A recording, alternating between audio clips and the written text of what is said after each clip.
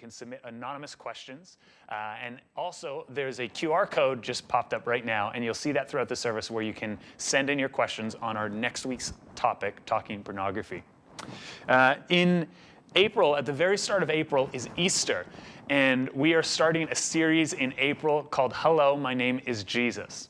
And along with Easter, we have two ways that we can celebrate together. On Good Friday, we're going to be joining with Pastors Dave and Kim Olson, our lead pastors, and we're going to share in communion together via Zoom at 10 a.m. The information's here. The information's also on the website at c3church.ca. And also on Easter Sunday, directly after our service, we are doing an event, and we are calling it Easter, a Hunt for a Cause. It's a citywide scavenger hunt, and we're saying that it's sort of an escape room meets Amazing Race. So whether you're in Kelowna, Revelstoke, or Vernon, you can participate in that. And there's a cash prize, as well as for those who win, they get to designate funds to a local charity. So that's April 4th from 11 a.m. to 1 p.m. You can register for that at c3church.ca/Easter Hunt. We're going to be turning to a worship song in just a moment, but before we do, today as a part of our Talking Taboos series, we're going to be talking about suicide. Now, if this could possibly be a trigger for you, please use discretion. This discussion will not be graphic, but it will deal with content that may not be appropriate for all viewers. Let's turn to worship, and we'll be right back.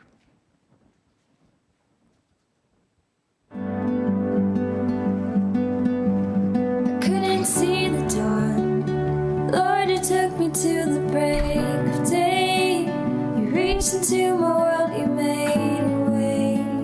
I cannot hide from your love. Yeah, you see it chases me fiercely and relentlessly, even for a sinner like me. I cannot hide from your love. I fall to my knees for the Father's love, like nothing I've ever known. Won't ever fail, ever change.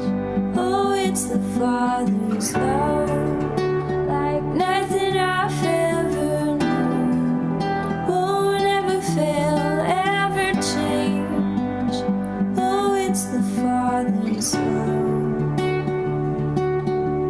When I was falling, your mercy found me in that place, exchanging my guilt for your grace.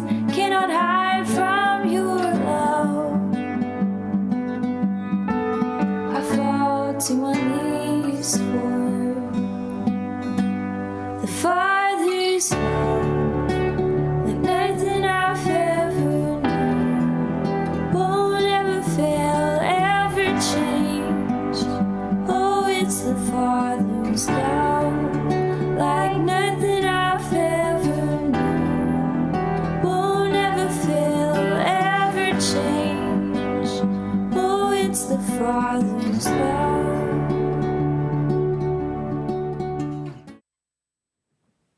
Welcome back to our second session on Talking Taboos, where we're talking suicide.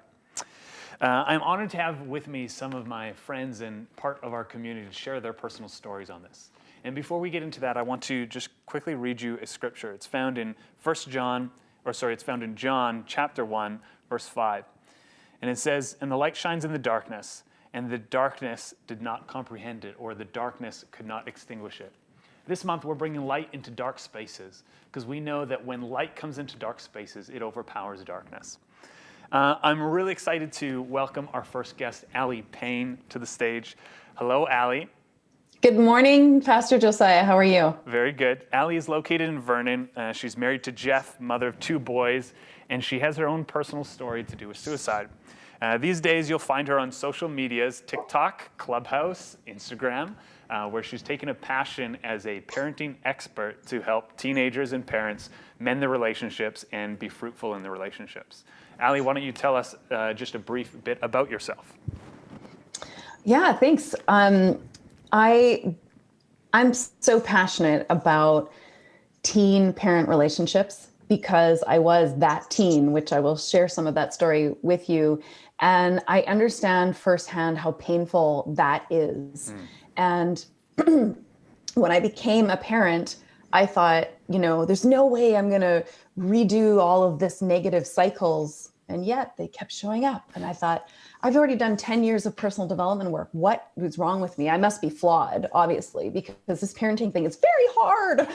And I went back to school for 3 years and became a certified life coach, certified relationship systems coach. And it was only then that I realized how dysfunctional relationships are set up, how to untangle them, but more importantly, how to heal from them and even prevent them with nuanced relationship skills that unfortunately nobody is being taught these days. And yet we're expecting both parents and teenagers to just know how to get on. And it doesn't work that way. And so that was 14 years ago, and I've spent since then helping families and corporations as well work out toxicity in their relationships and learn these relationship skills to be the best versions of themselves, and more importantly, support and champion each other to be the best version of themselves. That's great. That's really great. Well, Ali, you have a story on suicide. Would you share with us your personal story on suicide? Absolutely. And thank you for having me here. I'm honored to share this. And thank you to anybody who is listening. I hope this is of some help to you. I grew up in a home of generational trauma and emotional abuse, some physical abuse. And although on the outside, I was highly ambitious, I had it all together. I was an academic and athletic award-winning student. I was supposed to skip a few grades, but I didn't.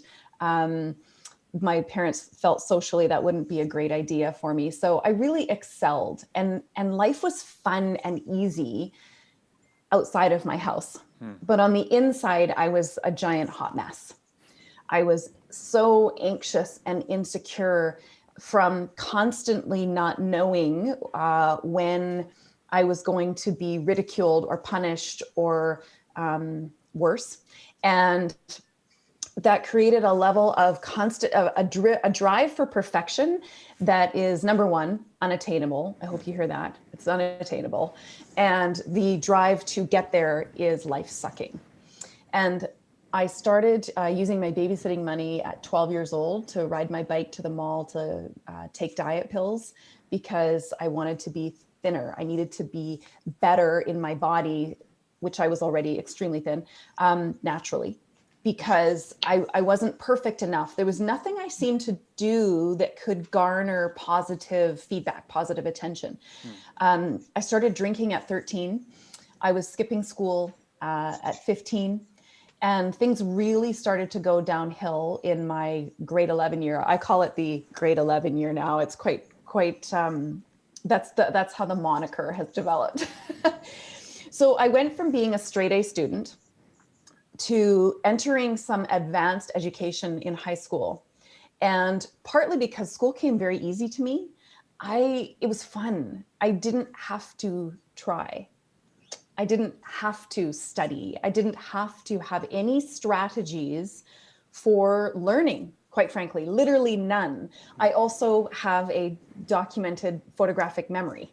And so you see, I could just look at things and just get it. I was completely at ease around learning until about grade 9, when I hit these advanced education, which I had the intelligence to be in, but I had absolutely no emotional intelligence or coping skills to be in that. And so school got hard, and I didn't know how to be in school feeling hard, because my entire identity for the previous, at least my school career, for at least 10 years of school was, this is easy. I go, I show up, I do what they ask me, I get straight A's, it's easy.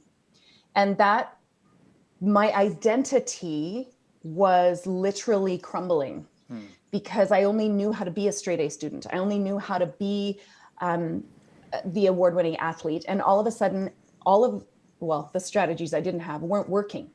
My grades were starting to suffer, but I could kind of comb over that. I could, that was just, it was a hard class. I was away a lot in sports that year. That was, so this is going into grade 10 and coming up.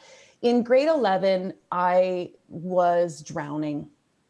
I knew 3 weeks into September that I didn't know how to do this. And I was also raised in a home again where asking for help was weak. My parents are highly intelligent. My dad skipped 3 grades. Not knowing how to do things was weak. It was shameful, almost punishable. And so asking for help, as counterintuitive as that seems for many parents, well, why wouldn't you just go ask for help? I mean, that's what teachers were there for. You just go ask for help. The story I had about asking for help was so damaging for me. I didn't know how to be a person who asked for help because it was not allowed almost in my construct of being raised. So I didn't show up to many Mondays in my grade 11 year. I chose to just go elsewhere because that was my escapism. And I was starting to fail classes. So going from a straight A student to failing classes. Now, if you're a parent and you have a teenager, and this sounds familiar in a pandemic, I certainly hope you're not dealing with this situation. But it is similar as far as teenagers don't know how to cope with what they're currently given because there was no preparation and no training. I also was not prepared and I had no training. Right. And so coping for me looked like apathy because not caring was so much less painful. It was the thinly veiled shield that I had. Not caring and failing hurt slightly less. At least you couldn't see what was really going on the inside than trying and failing, which that was in the rearview mirror. Trying and failing was so far past by the time I showed up as already failing. And also I had never stopped caring. I just didn't know how to cope anymore. I was drowning. So by the time I hit, I believe it was February or March, I was also at a stage in my life, having been on the receiving end of significant, consistent, daily, negative, shaming, critical messaging, that I hit a level of self-loathing that I, even right now, right here, did not know was possible. I remember sitting in the vice principal's office. I'm sure I got called in for truancy of some kind. I don't remember what he was saying, but I remember sitting in his chair and he was asking me some questions about something. And by the way, this is one of the first times as a straight A award-winning student that I was ever asked. I'm already failing out that anybody ever asked if something was maybe wrong or what was going on. So just as a champion for teens, let's not wait for them to ask. So I'm sitting there in the chair and I'm thinking, as he's asking me these questions, it doesn't matter what I'm about to say. What I'm going to say is irrelevant because I hated myself so vehemently that I remember sitting there thinking, I hate every word you're thinking. I hate every word that you're about to say. In my peripheral vision, I could see my thighs and my jeans. You're a fat pig. I hate you. I hate every cell in your, there's nothing about you that I don't hate, and hate so much, I would just breathe fire. I hate you. And that level of self-loathing was something that I'd already lived with for some time. It was just coming to a crux. It was coming to a head. And I decided that I didn't want to live that way anymore. I couldn't escape it because it was in my head now, and it was also in my home, and I didn't know how to stop it. I had tried telling other adults.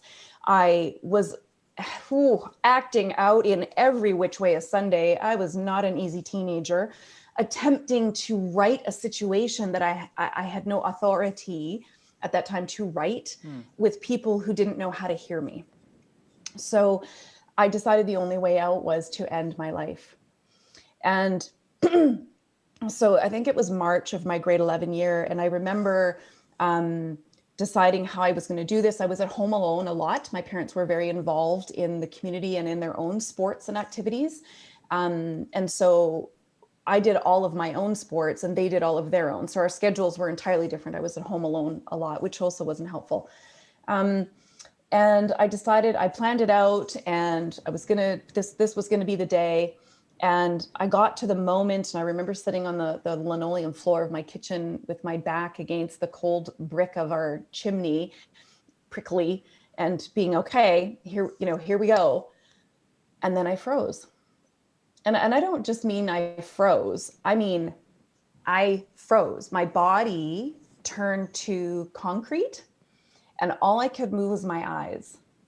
And I don't know how long I sat there. I think it was 30 to 45 minutes. I sat there, and all I could move was my eyes. And I couldn't move a finger. I couldn't move a joint, not a toe, nothing. And after 45 minutes or so, half an hour, 45 minutes, I thought, okay, well, I guess this isn't happening. So now what? And so that was a tough one, because it's such a feeling of hopelessness to not be able to end such traumatic pain and have no support, no champion, no ear. There's no reprieve once it's already in here. And so I decided, okay, I don't want to live this way anymore. And if that wasn't the way out, well, then I got to figure something out. So essentially what I did was I limped through the rest of grade 11. I did fail some courses. And I knew if I just got to the summer, I could breathe. I could just breathe. So I limped through the rest of the year, still didn't show up to many Mondays. My birthday's in May, and my aunt, who was a teacher, had given me an agenda. And I decided over the summer to actually open this agenda and have a look at it. And I decided to look at what structures work for me. What do I need to feel my best? What do I need to do my best? And I used that agenda, literally was a lifesaver. I put everything in my life in that agenda so I could lessen what was going on in here. I made commitments to myself about how I was going to show up at school, what I was going to do as far as taking notes, et cetera, et cetera. And in grade 12, long story short, I became the straight A. I won the top academic athletic student and spent the next 10 years pursuing fiercely healing for myself from eating disorders, anxiety, et cetera. And really, let's face it, that's just the tip of the iceberg. It's a lifetime journey. And that is now, as a parent of 2 boys, why I'm so passionate about doing what I do and sharing my story with other people like you. So thank you for listening. Oh, well, Allie, thank you for sharing that story. We're gonna bring Allie back to the stage in a little bit here, but I want to invite up another couple friends of mine here in our Vernon location. Their names are Rachel and Jez Gledhill. Rachel and Jez are parents of 4 children. They've been married forever, basically. His LinkedIn profile is longer than your arm could possibly be, and they're just all around great people. So help me welcome to our virtual stage, Jez and Rachel Gledhill. Hello, guys. Hi. Welcome. How you doing, everyone? You've lost the dog. There was a dog running around earlier. There are 2 dogs in the room. It is possible at any moment dogs will appear. Okay. But they've currently decided to be off the view. So we'll prepare for additional guests to show up then. Yeah. Well, Rachel, tell us a little bit about the 2 of you. Ooh, we've been here for about a year and a half now. We moved from Manchester in the UK. Like you said, we have 4 children, but only one of them is with us here now. And we live underneath my mother, who's upstairs, who may appear at some point. Excellent. Now, obviously, we've invited the 2 of you here because you guys have a story to do with suicide. Would you share with us your story to do with suicide? Yeah, sure. It's really with my journey, and obviously Rachel's journey with me through this time. It's probably almost 18 years ago now.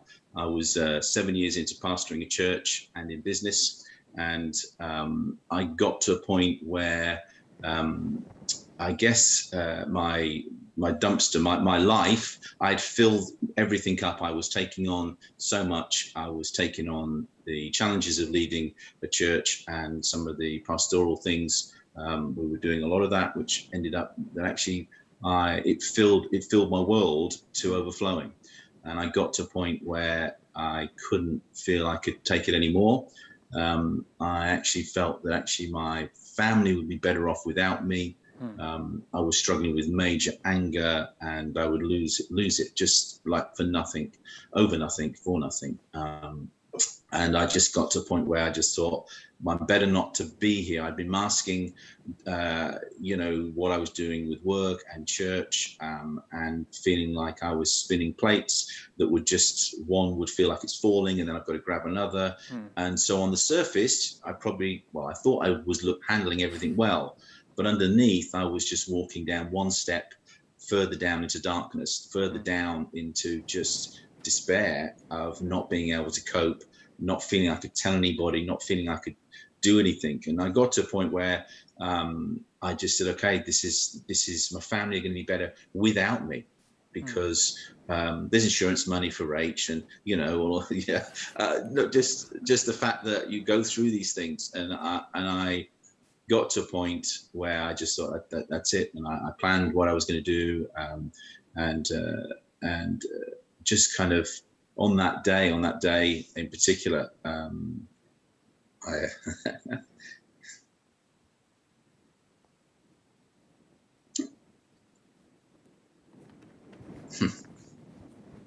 had a phone call from a guy that I helped who actually tried to commit suicide. And I hadn't spoken to him 6 years, and he just rang me up and he said, Jez, just don't do it.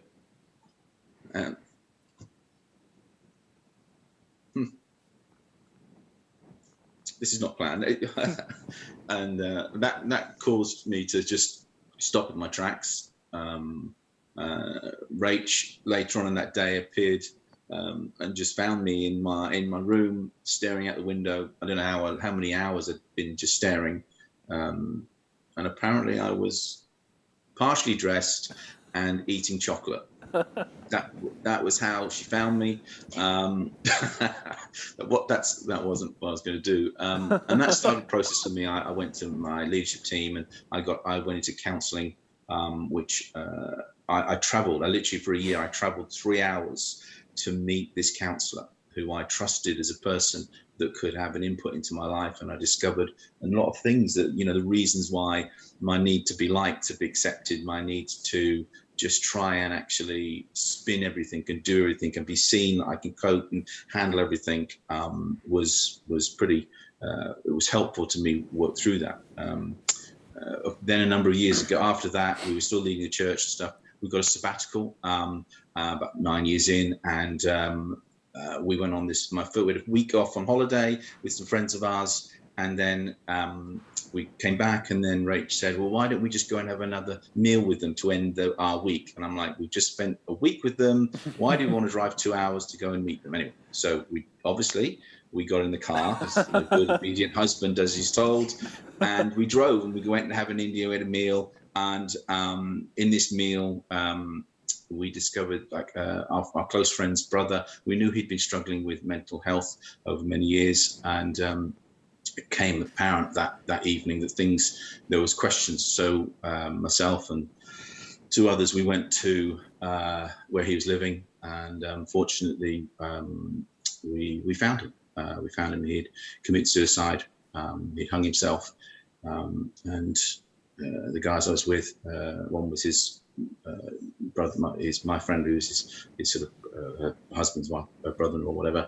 And I had the hardest thing is I had the job to hold him and cut him down and handle all that comes with. And that was a tough moment in my life. Mm-hmm. We did pray for all three of us Christians. We did pray that he'd be raised from the dead. And, because it's just, I read it in the Bible. Mm-hmm. We're just going to do this. And we just did this as part of the way our lives were at that time. And we did it. We didn't. And then obviously proceedings, the police and everything come in, and you have to do all sorts of stuff. But it also, because we were on this sabbatical, it meant that, I had some free time. I was meant to be doing other things, but because my father was pastoring the church there, and I ended up staying for about 3 to 4 weeks we had to bring the parents back, and dealing with the trauma, the other side of it. They were away in Canada. They were away in Canada. And we had to deal with, had to go back and tell the guy who died, his sister, that his brother died, deal with the family. I kind of just suddenly got into just running their world for an immediate, the crisis, the pain, very challenging time for everybody, let alone me. I mean, I suffered from PTSD from that trauma, which fortunately a friend of mine who was a police officer said, you're going to experience this. This is okay to experience what you're going to experience, which we did. And just the devastation that the other side of suicide can bring to families.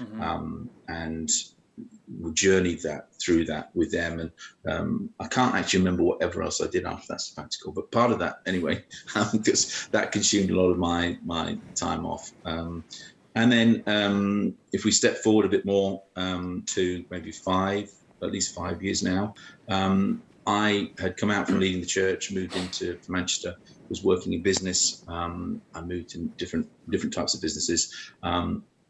And I made a big mistake. I made a big business mistake, which cost us a lot. I kept that away from Rach financially, which meant I had to earn a lot of money. I had to earn a lot quickly to keep the house, to keep going, to keep moving. I entered a different kind of business. I did everything they asked me to do. I achieved the goals, and yet underlying in there were political things going on, which ended me being them saying, thanks for all you've done. You've achieved the things we asked you to do, but we're ending your contract. And so I went from handling all the finance problems, and yet they're now in a situation where I'm out of work. And that just literally just spun me like good and proper. I was back there again. I had jumped, I've used this thing that it's like you jump when the process of suicide or feeling that depressed state is like, I kind of, in my mind, this is me personally, I kind of have the 12 step. Everybody has 12 steps, but there's 12 steps you go down in darkness, let alone 12 steps for and I was suddenly, I felt I was already challenged at step 3, but suddenly I just dropped straight down, and it really just, I was in trouble, big trouble. And fortunately, I was able to not, and my family got behind me and around me to help me. And then that's where I really discovered a program that really helped me, which is Celebrate Recovery, which is an international program that really dealt with what's under the surface, what's under my life, under my surface. Again, having nearly done it once, gone through the journey of helping people through the trauma of suicide, I'm there again. And I think one of the things I've had to learn through that is just, I guess, realistically understanding things in my past and working through that way, but also just the fact that it's okay to not be okay. Because I always had to put the front on. I was traveling at the time. I'll relate, Rachel and I's relationship was bad on that second time. When I was driving, I drove 96,000 miles in 1 year, plus international flying around the world. So in one way, I looked like I had it all. I was flying to New York, Milan, Paris, Italy. I was, but actually underneath, I was that far gone. It was just like, this is just because there was other pressures and stresses. So that was kind of where we are. And then working through that over 12 months was kind of where and then obviously then getting involved more with a program like Celebrate Recovery was really helpful. So you can say. What? You're the one. You had to. No, that's terrific. Thank you for sharing that story.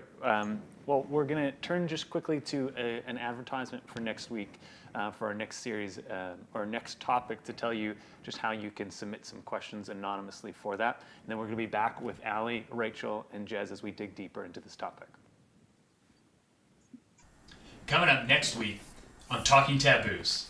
The third week in our Talking Taboos series, we invite to the stage Brittany and Rich Delamora of Triple X Church as we are talking pornography. Live at 10 a.m. PST, Rich bringing an interesting perspective as the son of a pastor, and Brittany bringing her perspective as someone who's been in the adult industry for 7 years before finding Jesus. They've been married for 5 years, they've got a young child, and together they run an organization called Triple X Church. Triple X Church exists to help those who are caught in pornography, whether that's someone who's caught in the consumption of pornography or those who are caught in the industry of pornography. Pornography is a prevalent issue in our world today, and we as a church want to help bring light to a dark space and hope to something that has lost hope. Did you know that statistically, teenagers and young adults now believe it is more ethically wrong to not recycle than it is to consume pornography? Did you know that before the ages of 12, the average child has engaged or seen pornography? I was 6 the first time I saw pornography, and that was before the internet. We invite you to come and bring your questions as we dig into this ever important subject. Right now, you can head over to Instagram for the next 24 hours at C3Church_CA, where you can submit your questions anonymously for us to bring to the table next week live on YouTube. We look forward to bringing light to dark spaces in this topic. We'll see you then. So we're back with Jez, Rachel, and Allie, and we're talking suicide. Now, I understand and I get it. You might squirm just by hearing that word. But for so many of us, it's a dark space that doesn't get talked about, which makes it so much harder to talk about it if it's something that you're going through. Imagine this scenario for a moment. You are a person struggling with depression, anxiety, or suicidal thoughts, and you are afraid of what people are going to say if you say something. Or maybe you're on the other side of that equation. What would happen if a friend of yours, a family member, came to you right now and said, hey, I'm thinking about suicide? Would you know what to say? Would you know what to do? So many of our well-intentioned responses don't quite have the reactions that we hope for. Even just in this day and age, wherever you are right now, your response to someone who has gone through suicide or died by suicide is telling the people around you how you would respond if they said something to you. Be careful in the scenarios that you find yourself in and how you respond, because as Christians, as people who love Jesus, we always want to be a people who respond out of love.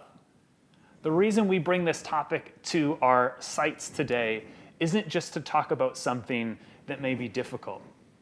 We bring it to the front today because it's increased as an issue in our world over the last year. And we bring it because Jesus himself came to provide freedom. And we believe that freedom is available not just on the other side of life, but in this life as well. Well, let me welcome back Jez, Rachel, and Allie to the stage. I have a couple questions I want to ask you, and as this is a discussion, we'll see where it goes from there. And I want to first send a question to you, Allie. Allie, when you were going through your suicide attempt and that situation, what is it that you wished or you think now would have been helpful as support from someone else? To have anyone first notice. It's not because of nothing that a straight A student in their grade 11 year, well, started kind of said in grade 10, starts to tank and nobody says anything. And unfortunately at the time, with the perception of mental health, it was, however, I will say, I deal with this every day with parents. This is not an opportunity to punish, consequence, or discipline. That was the way of thinking then. It is still somewhat the way of thinking now. So that's what I got, was more punishment and consequences because I was failing my grades. Right. No one was paying attention to this, right, or what was going on in here. What I wanted most was a safe place, a safe set of arms, a safe ear who I could go to, or because I probably wasn't going to go to then, because I was so shut down and coping, was for someone to have said, I see you. I see you, and I don't know what's going on for you, but whatever it is, I want you to know it's okay, and you're not alone, and you can come to me whether you want to share or not, I will sit with you and it's going to be okay. I probably didn't know. I mean, I was highly emotionally astute at that time, and I could have told you what was going on. And my greatest fantasy, actually, at the time, I used to fantasize as a teenager, was to go to family counseling. Wow. That was my fantasy, other than owning a horse, because it was the only way I knew someone in authority higher than my family could say, this needs to stop. This is wrong. You are not wrong, but this is wrong. This is damaging. We need to stop this. So that's what I wanted was someone to just say, hey, look, for someone to say, hey, look, I notice you're failing. Okay, that's not going to work. Hey, I notice you suck at sports these days. That's not going to work. To say, hey, listen, I just want to say I see you. Yeah. And if you ever want to just come and sit with me, you are welcome here. Yeah. Yeah. Wow. It's so powerful and so simple. Isn't it? Yes. Yes. And I do actually just want to add one more thing. If you had said, for what we say, because it is so hard as far as what to say, if someone shares with you that they are struggling, Yeah. I would do the same thing. So because our brains are wired to backpedal and fix and correct and like freak out, do that on the inside, leave your freak out face for later. Yeah. And which is really hard, and just be, wow, I really honor the courage it took for you to tell me that. Yeah. What else would you like from me?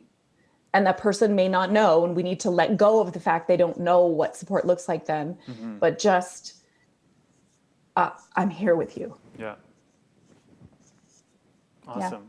Yeah. Well, Jez, I'm going to turn the question over to you, Jez and Rachel. Now, obviously, each person's experience is not the same, and what Allie needed as support as a teenager versus what Jez needed support as a middle-aged white man, if I can say that.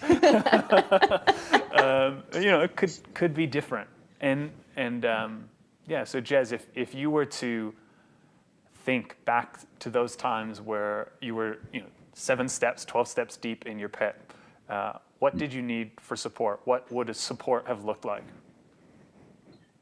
I think for me, it was I needed to see a counselor. I actually needed that. I needed someone that I could really start to express things, because I was in a certain position in business, and I was pastoring a church where do you go? Where do you go? There's it's not like, and my crisis moment allowed me to go and see someone who I respected, and he was a Christian counselor, but a qualified counselor, to get, I kind of, my first point with him was like, give me the pill and it'll all go away.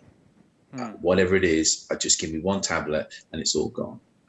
And so that was my journey. I used, and obviously that wasn't the way to do it, but it was for that, just that sense of one tablet could fix it all, and it wasn't. Yeah. It wasn't the process. Yeah. So you're saying you needed counseling, and yeah. Maybe just to hit on that point for a moment is, if you're someone who's in this scenario and you need counseling, we've got some options for you. We've got some ways that you can submit a form here, and someone from our team will get in touch with you and set you up with someone. If you've been to counseling before, or you've not been to counseling before, I see a counselor. I started that during the pandemic, and have just chosen to continue that through. If you see a counselor, you may not find the best counselor for you at that time, because your personality, my personality, what's going on is different. You need to have a counselor that is someone that you can be raw, authentic, and real with. If you cannot bear your soul in that scenario, it's not the right counselor. But that doesn't mean because you've tried 1, 2, 10, or 12 counselors that there isn't a counselor for you. It just means we still have to find that. And we as a church want to help resource you and support you in that. Now, Rachel, I have a question for you. So obviously you walked that journey through with Jez. You've been married, like I said,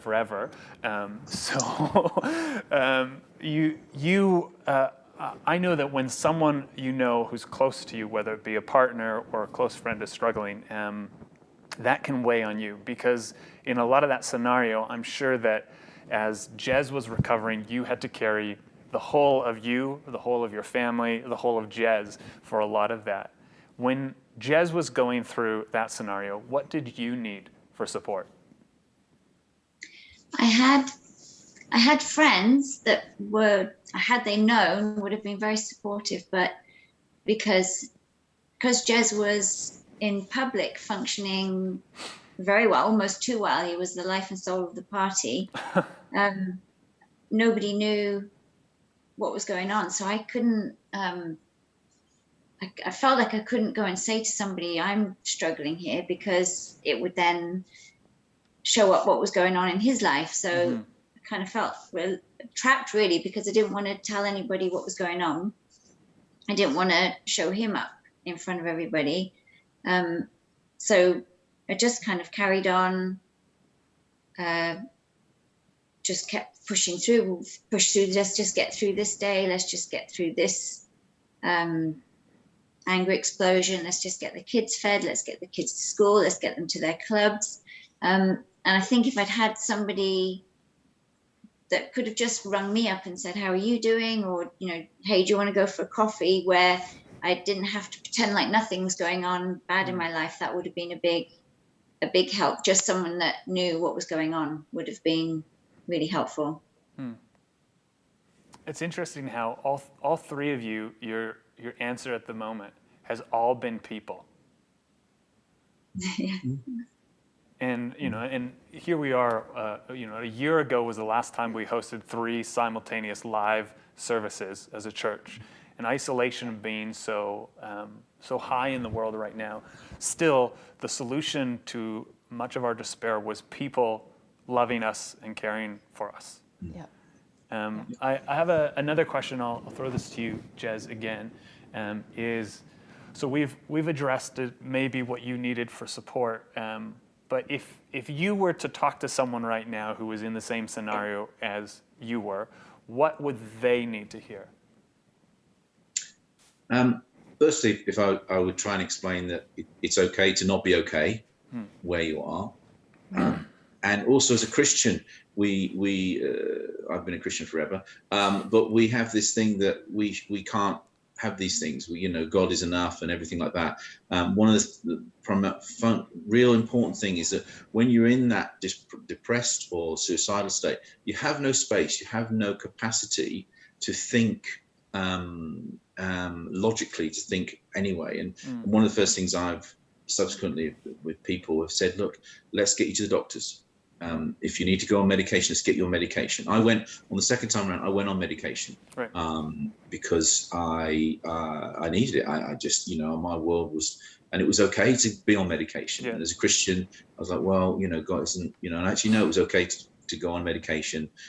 It gave me some space. It gave me some headspace to start to think consequentially. Because when we're in that mode of suicide, it's a very selfish mode, and depression can be very selfish. You are so self-absorbed and you don't care. You don't care about anything else. You just think about yourself. So I think that's one of the first things to do, because until you've got some capacity to think and process, it's very hard to start to deal with some of the deeper parts of why we've journeyed that way. So. Mm-hmm. Mm-hmm. Well, I want to throw that same question to you, Ali. If you were talking to a teen who felt very similarly to how you did years ago, what would you say to them? I have the opportunity to speak with teens daily on my TikTok and my Instagram accounts. And the first thing I tell them is to get help. The first thing I tell them is, because they're rarely geographically from the same location, the first thing I tell them is to seek help, whether it's a parent, although it's often not. There's sometimes a family friend or a relative, also often not, that they call a helpline, they call a distress center in their area. So that is always number one. As Jez said, seeking medical professionals is critical. And I will say this to parents with all love and respect. when your child comes to you and they share that they are anxious, depressed, or or suicidal, they are not seeking attention and they are not being dramatic. You have 3 jobs. 1, believe them. It took a ton of courage for them to come to you. Number 2, trust them. It's their thoughts and feelings, and those are not up for judgment. And number 3, get them a medical professional who is skilled and expertise will do the diagnosis, not us as parents.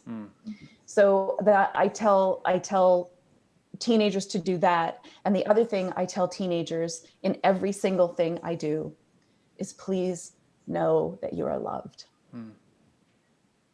If every person just knew right now, today, that they were loved, not because of anything they've done, not because of how they're not being, not because of how they are being, not because of what they did or didn't do, but they're loved right here, right now, wholly and fully, unconditionally loved, this would be a different world. So I tell teenagers that every single day. Wow. I'm just so I'm so humbled that you guys would share your stories and share your hearts. And I hear, it's like the pain isn't far from you, although it's years ago. Yeah, hearing so many, I'm feeling really emotional right now because the year into this pandemic, the number of messages that I'm getting from teenagers is escalating. And that feels heavy. And the number of parents I'm hearing from, bless them, who do not understand and truly feel that the only way to change this is to continue harder and more punishment, discipline, and consequences. The last few weeks, I'm finding that very heavy. Yeah, because I know personally that how much worse that makes the situation. And they only know what they know. And I believe it says in the Bible, right? They know not what they do. Like, love them anyway, but these teens need help. I think one thing that I really value that you bring to the table in this discussion, Allie, is, I'm 30, my children are, 6 and 5 and in a few days. And 0. And 0. And both of you, all of you, you've got children who are much older than mine. You've lived through experiences more than mine. And going through these Talking Taboos series, something I've recognized is how soon we need to have some of the conversations that we are uncomfortable as parents to have. And I would say, and it was important for us to have a disclaimer at the beginning of this service, but I would think, for many of us, we would think this is a conversation we need not have with our teenagers. It's an inappropriate conversation. But what I've discovered in time recently is that the discussions that we won't have as a church and the discussions we won't have as parents are not discussions that our children aren't having. They're just not having us as a source for. Yes. And actually, I think it was just you who said this, Allie, that the statistics are between the ages of 10 and 35, suicide is the leading cause of death in Canada. Yes. And it's growing. And it's growing from the 10 to 14. Right. 10 to 14. Just be with that for a moment. If we go that way, then, so I think many of us are uncomfortable with the word suicide. In some ways, it's why it's been important to me to say the word a lot in the discussion, just to make us a bit more comfortable with this. Now, I've been in scenarios where people have brought up suicidal thoughts or scenarios and had to walk through that. Now, one of my immediate responses is to try and get them off the topic of suicide, that we need to stop that immediately so that they don't think about it or do it. But actually, what is suggested is that talking about suicide is not going to make someone more likely to act out on suicide. But actually talking about it gives them the freedom to unload and have a safe space to talk about it. So if I was to advise people today about suicide, something that we don't think naturally is actually, it is okay to ask someone, are you thinking about dying? Are you thinking about suicide? but not actually to try and sugarcoat it or avoid it, but actually ask it directly. That is one of the best things you can do in a conversation, is ask directly, are you thinking about suicide? Have you made plans for suicide? Why is it that you want to die? These sort of things. Yeah. Yeah. And the studied, I believe the top two reasons that it occurs is, number one, which Jez said, is that they feel they're a burden. People feel they're a burden and they need to remove that. Or, as was the case for me, was to end pain. Those are the top two reasons, but from people who have attempted suicide and been unsuccessful, thankfully. Yeah. So I do agree that it's talking about it. I think the stigma that this only happens to bad families. I mean, look, Jez was a leader in the church. Jez was a business leader. This is happening for everyone. This is happening in our minds, not because we're weak or wrong, or we don't pray hard enough, or we don't read the right scriptures. Can we please let that go? It's because we are human and horribly imperfect. And thankfully, you know, there is hope, and we can have these conversations with each other to set each other free from the stigma and the pain of even just carrying the thought. I think one of the things for me is just that God's big enough. God's big enough Yes. to live with where I'm at. And in my journey, you know, people try to help you and say the right Christian thing. And I know the answers. I've done the Bible stuff. I know it. And actually, you know, I found that actually the reality for me was I got to a point where probably for 12 months, all I ever would read was, the Lord is my shepherd. And then I put a full stop there. Yeah. That was my Bible content for 1 year. That was my prayer for 1 year, because I had to unravel that the Lord, Jesus, thinks I'm sufficient, regardless of everything else. Yeah. Yeah. And as a shepherd, yeah, a shepherd loves his sheep, and accepts his sheep and finds his sheep and goes to his sheep. And so that was a very precious scripture to me that I just kept. And other people said other things to me, which was great, but a lot of it I didn't even think about, because I was I was just focused on that and allowing it just I didn't feel anything. I just to just go, I'm just going to receive it. I'm going to, okay. I don't know what it means or feels, but I'm just going to go, okay. And that was part of allowing God into that, that he's big enough to handle my situation and me. Yeah. You know, then things that you've said and that are important takeaways is firstly is this: you can be a Christian and have suicidal thoughts. And one of the reasons I say that very clearly is because one of the tools of the enemy, you know, we've talked about that a lot. One of the greatest tools of the enemy is shame, and shame is where you cover things for fear of what may happen. And one thing that we really want to lean into and accomplish with a session like today is actually to remove shame, which we also sometimes call stigma, around a conversation, so that you can bring it into light, not for fear of what may happen, but actually for belief in what could happen. Yes. Dark spaces and dark conversations are only dark if there's no light in them. But God came to give us light. And as we bring things to the light, there is hope and there's healing and there's opportunity in that. And there was a few questions that came in, so I'm just trying to make sure that we address them, and a few of them have been addressed in here. One thing that I think, Allie, you pointed on, but I just want to make sure gets clear, is so often if you are, so like Rachel, you, I think we've discussed this before, you've not dealt with suicidal thoughts before, is that right? No. Right. So if you sit in that stage, it can be very, very hard, near impossible to empathize with someone who's going through that situation.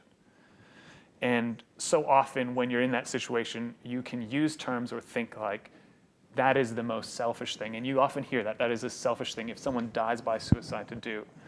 But for a Jez and Jez and an Allie, things that you've said here is the reality is those who choose or feel like or are thinking about suicide, their belief is that they are doing a service to those who they leave behind. And generally speaking, it's not that they desire to die, but actually desire to end the pain. Yep. And it's so interesting how when you sit on one side, if you don't have the experience behind it, you can see what appears as selfishness. But when you have the experience in that person's mind, generally they're doing everything they can to serve other people in their mind, which again is a deception behind it. Jez, I love when you talked about being stuck on one. Well, I'd say one verse, but I don't even think that was a full verse that you were stuck on in the Bible It wasn't for the whole even year. No, it wasn't even. That was it. Yeah, No. one line in the verse, and Yeah. that's okay. It's okay to be there in your walk with Jesus at that time. Now, we are advocating entirely for mental health professionals. We are advocating for the medical system, and we also believe in a healing God. But just in the same way that we will pray for someone who has cancer and we will send them to the doctors, we believe the exact same thing when it comes to suicide, depression, or anxiety. We will pray for you and we will believe for healing, supernatural, and miraculous. And we believe in medical professionals that are here to help us and support us through this. Yeah. Yeah. Now, a question that came in was asked, why is it so often that if someone dies by suicide or someone has suicidal thoughts, why is so often the response of others anger instead of compassion? Do either of you want to touch on that before any of you? Well, okay, I understand why anger. Mm-hmm. 8 years ago, I had a former client die by suicide, and 60 days later, a friend. And I spoke at one of those funerals. That was a rough 60 days. I think that anger is a normal and natural response. First of all, it's a normal part of the grieving process. Yes. Okay. So anger and denial. Mm-hmm. Like, how could this like, that's a normal part of, so I don't want to shame anyone who's feeling angry. I also think that because we love this person that we are no longer with so much, that it feels like a little bit of, but I could have helped. If you had just asked, I could have helped. Mm-hmm. And it comes that anger, I think, is arrived at almost out of desperation. Like, how could you have done this without even asking for help and it's out of a lack of understanding of what that is going on. Mm-hmm. And it does leave a lot of people behind. It does. Mm-hmm. And that doesn't mean that person wasn't trying to do their best in their coping and that these people didn't love them. That's not what that means. But I think there is an impression that it is difficult to be with a story. It is not a reality, a story of my own that says this person died by suicide because they thought I didn't love them enough. And I can't be with that. I cannot be with that. So the only way to navigate through that is anger. And it's not a true story, but it's a story that I think comes out of people, for people in the face of suicide. Mm-hmm. So then I've got two more questions, and so the next question, and I'd ask this to anyone who can contribute on it, is if you're sitting there, you're someone who is looking for warning signs that someone someone close to you may be dealing with suicide. What are some warning signs that they can look for? Rachel, were there warning signs looking back you could have seen? Well, anger was one of the first things I noticed, that Jez was angry with the kids for very small reasons. Just even just if there was a noise, like if they suddenly made a big noise or were playing noisily, or they put music on in the car, he'd be like, turn that music off, or just would, be quiet, stop what you're doing. And it was all kind of out of context. It didn't the response didn't match what was actually going on. So that was kind of one of the first things that was just like, why is he like so angry so quickly about nothing, looking for comfort maybe in eating, eating more than what they normally would, chocolate. Being more, for Jez, he was being more the life and soul of the party than what he normally was. And yet what I went home with in the car after being out somewhere was not the same person that was at that event. So that it was just disconnects of who he was being and who I was actually living with. And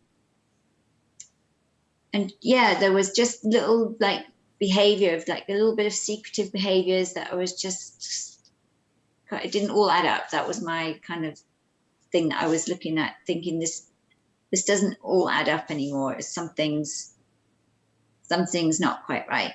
It's not, it's wrong.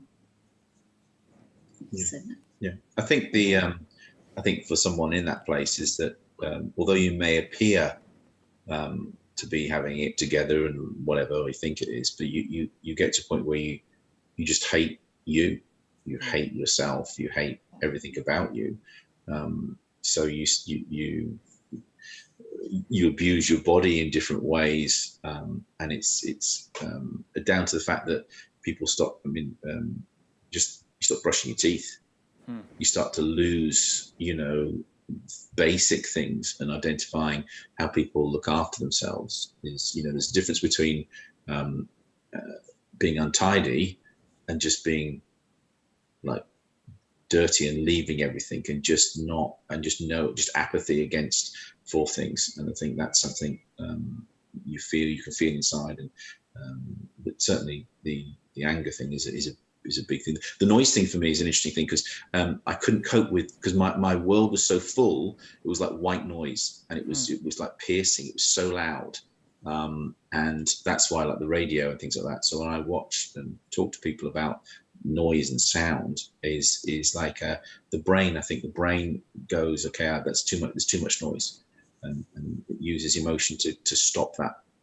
Because there's nowhere else for that noise to go. So that was a big thing for me that triggered me. So.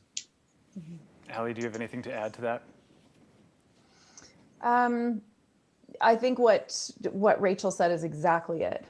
Is there is a disconnect between how someone is in one place and how someone is in another. That kind of disconnect, which is exactly because they're performing. And I think Jez said it in a previous conversation with me. He was performing, but he was overcompensating the performance to try and compensate for what was actually going on. So noticing that, and also this is a huge soapbox of mine with teenagers, is that apathy is not lazy. Apathy is a coping strategy. Apathy shows up when every other strategy is in the rearview mirror. And it's the only thing the brain has left, because it's so flooded with cortisol that the access to the emotional brain and intellectual processing, it actually physiologically is shut down. So apathy is not lazy. Okay, apathy is a coping strategy for something else. And for teenagers, I'll also say, like, scientifically, self-esteem is at its lowest in early adolescence. So add to that all this other stuff we're talking about, and it's no wonder teenagers go through this kind of thing, So yeah. No, that's very helpful. Very good. Well, we're going to close here in a moment. There's one more question that I'm going to address, and then I'm going to give you each sort of a minute to add any closing thoughts you have, if you'd like, and then we're going to provide some resources for people to take some next steps wherever they are in this journey, whether they're supporting someone, just want to know how to have a conversation about this, or in it themselves. And the last question that comes up is, someone has asked, is suicide a sin? Now, that's a tough question to answer entirely, but let me start by saying this. So the term sin in the Bible is related to the idea of missing the mark. Another word that is used in the Bible, and you can hear it in the Lord's Prayer, forgive us our trespasses as we forgive those who trespass against us. We can use those terms synonymously, trespass and sin. So if you use those terms synonymously, I can easily say that to die by suicide is not what God would intend for your life. Because Jesus has said he's come to give you life and life more abundantly. So that is definitely not his intention for your life, for someone to die by suicide. I think ultimately the question here lies, is suicide or death by suicide a sin? Ultimately the question is there eternal life after suicide? Now that question is a question of great debate in the theological world. It depends on your understanding of who Jesus is and what salvation is. Now, if we were to understand that suicide is a trespass or something that does not exist as the perfect will of God, there are many things in our lives that do not exist as a perfect will of God. Now, we have to come to the crux of this question. Is God's salvation sufficient only for the trespasses of my past, or is God's salvation sufficient also for the trespasses of my future? In that question lies the answer of whether there is eternal salvation for those who struggle with suicide or any other thing that is not the perfect will of God. That question is not a question I can answer for you. That's a question you have to take back to Jesus. Now, I turn it back to the three of you just for a moment. If you could, in 1 minute, if there was anything else you wanted to share to those who've tuned in, what would it be? I can say. Yes. I was just saying to Jez the other day, you know those old boxes that used to have that had like a cigarette inside, and it was like in case of emergency, break the glass for people that are trying to quit smoking. I said there should be a box for people that struggle with mental health or anxiety and depression, that they have a list of things that they, even when their mind isn't working, there's a list of steps that they're going to do to stop them from going further and further down into it. So like, get myself to a doctor, go and tell somebody in the church or a friend or somebody who I know cares about me, start exercising, just like a thing of steps that you know will help you not to continue going down that road. And it should be, when your mind's not working, have it so that it's there, you can just read it and you just follow it. You don't even have to put emotion into it. You just, this is what I'm going to do. This is my steps that I'm going to take. And then I think it gives security to family as well, because they know that they have this list of things. They're not going to wait till they're down at the bottom before they say, help, somebody help me. It's, it's nick it in the bud. That's what I say. Yeah. Nick it in the bud. That's an English term. There's the thing I would say is don't rely on your feelings, okay? Because your feelings will take you down further. It's like the Rach is saying, those steps, just do it out of a function rather than a feeling. I'll need to feel it, then I will do it. We live in that environment. If I don't feel it, I don't do it.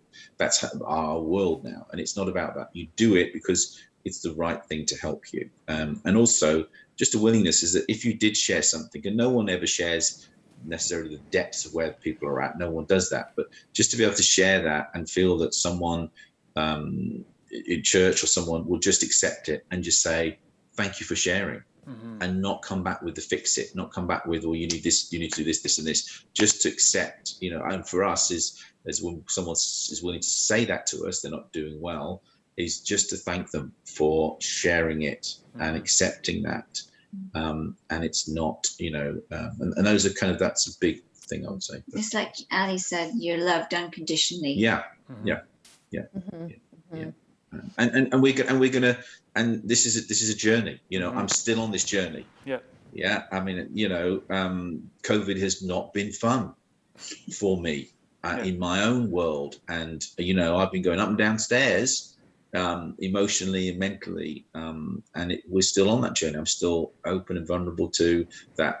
I'm quicker at recognizing where I could go into negative that way. I'm quicker. I've got tools. I've got ways of coping and dealing with things, but I'm still vulnerable. Like earlier on, I wasn't expecting that emotion from me, because there's a depth. There's a depth in that, and Jesus is always healing. He's always healing, it keeps on going. It doesn't just stop. I've moved on from the Lord is my shepherd. I might have done a few more words. I may not finish the verse yet. Mm-hmm. Mm-hmm. I would say, similar to what Jez just said, is it's okay not to be okay. So number one, be kind to yourself. Be kind to yourself. I know that that's not the cultural message, but be kind to yourself. Because as the emotional brain and then the intellectual brain starts to shut down through coping, simple, tiny things like Jez said, brushing your teeth, those become Herculean some days. So I would say set very small baby steps. And again, as Rachel and Jez pointed out, if you can have these things in advance, that's wonderful. I think I would say, as a parent to a teen, if you notice this kind of shutting down and you've already got them help and you're seeking medical assistance or support in that having the same expectations you had of your teenager pre-mental health challenge or even pre-pandemic is unrealistic. Please let them go. Just let them go. This is not that. We've never done this. There was no preparation and there was no training. So I can tell you, there's no coping strategies. We're still learning it.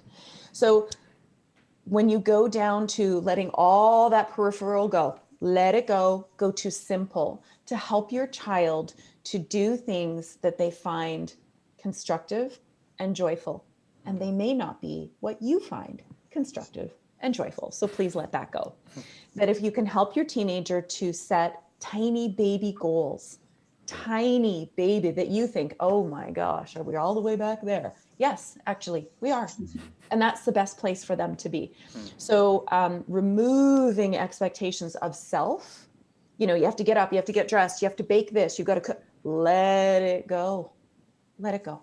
And if that's your parent to your teenager, please remove those expectations. Love them where they're at, even if you do not understand, and get help. Because we are not medical professionals to do diagnosis. So please access that, which we are fortunate enough to have in Canada and in the world. Well, thank you guys very much. I'm humbled and honored that you would come and share with us. It means quite a bit to me. So thank you. Hey, just before we close, I want to provide some resources, and they're going to be up on the screen here for you. The first here, they're going to put it on the screen so that I know what I'm talking about. The first is this. This is a website. It's called anthemofhope.org. Anthem of Hope was started by a couple in the United States, and it's a Christian mental health website. Now, they have some options for you where you can reach out, you can chat to someone, you can join a Facebook group to discuss mental health, or if you're dealing with suicidal thoughts. They have a hotline. And another spot that they have on their website is a resource section. They have about 40 ebooks, free ebooks that can deal with things like loneliness, despair, suicidal thoughts. But it's a great resource. If you want something and you're not ready to talk to someone face-to-face, this is a resource for you. The second resource I want to let you know about is a counseling service here in Kelowna. It's called William and Something Associates. The website's on there, and that would be a lot better to follow than what I'm saying. But this is a counseling service that I know of, and that would be a great place to go and talk about it. They're Christian counselors, and they really have a heart for people. There's both male and female counselors there if that's something you want to deal with. And just because it's in Kelowna, one thing that has been positive due to this last year is every counseling service around will do a remote meet with you. So you're not limited by location. Now let me highlight and remind you of something I said earlier in this session and in this service, is if you meet a counselor, what will happen is a counselor will give you a half-hour preliminary meeting. It's free. It's a half hour for you to interview them to discover if that is the right person for you. I know some of us have not done counseling before, but they will give you a half hour for you to first figure out if it's the right fit. If it's the wrong fit, do not give up. Find someone else. Do another half hour. It may take one, it may take 50. But either way, find someone there. The next two resources I want to give to you are books. And by give to you, I guess I'm not freely giving to you, I'm just providing a link to you. The first is this, it's Finding Your Way After the Suicide of Someone You Love. You can find this online, I believe it's on Amazon. This is a great resource. I have not personally read it, but it comes highly recommended. The second book, which I have personally read, is called Fear Gone Wild by Kayla Stockline. I read this in the last year, and if you're in the Okanagan area, it is available at the Okanagan Regional Library, so you don't even have to buy it to get to read it. This is a lady, she's 31 years old, she has 3 sons, and her husband died by suicide about 4 years ago. And this is her journey after that. They were in ministry at the time, and she has a very great perspective on living life after that, dealing with the crux of what that means to be a Christian in that scenario, and what it means to be in a situation that she didn't expect to be in. I highly recommend it. Now, the last thing that I want to let you know about is, again, this QR code, where if you would like to talk to someone, you can talk to someone. We'll connect you. You can provide as much information or as little information as you want. This will send you to a form where you can put your name, email address, phone number, and information. You can use this for any of our Talking Taboos series, whether it's this one or that one, this one or another one. But we just want to support you. And I highly encourage you, if you are dealing with suicidal thoughts, or you know someone who's dealing with suicidal thoughts, to talk to someone, whether it needs to be anonymous or it's someone you care about closely. Just like what Ali said, we as a church want you to know that you are loved, that you're valued. Jesus died to put a value on your life. The Christian message is wrapped up in that Jesus died to say that you are of value. Every other thing in the world wants to tell you that you're of lower value or equate you to something, but the Bible is wrapped up in this. The Christian faith is wrapped up in this, that God so loved the world that he sent his son, his only begotten son, his only son, that you may have eternal life. He put a price on you to say you are valuable and you are worth everything to him. And we as a church want to remind you of that value and for you to seek help. We're going to close here in just a moment, but would you bow your heads so I can pray for you today? Jesus, you are sufficient. God, we know that we struggle with things from time to time. God, we know that this session and this service hasn't necessarily felt easy for everyone, God, but we believe in the name of Jesus that it's brought light. God, we ask for you to continue your work in our lives, in those lives around us. God, that we continue to see you as more than enough, and that you give us the boldness to walk out, the courage to share, and God, that you would give us the wisdom to listen when someone shares. We thank you, Jesus, for being with us. In your name we pray. Amen. Well, thank you for joining us for Talking Taboos, session number 2. Next week, we're talking pornography with Rich and Brittany Delamora. You can submit questions. You can go to the link that is on this video. There should be a link that's dropped in the chat. Or you can go to Instagram at C3Church_CA for the next 24 hours. But we would just love to be able to answer the questions that you may have about this. We know that's going to be I want to say an exciting session, but all of that seems sort of wrong to say. But we know it's going to be another session where we're providing light into dark spaces and where we want to bring new depths of freedom into your life that Jesus has available for you. We love you, church. We'll see you again next week.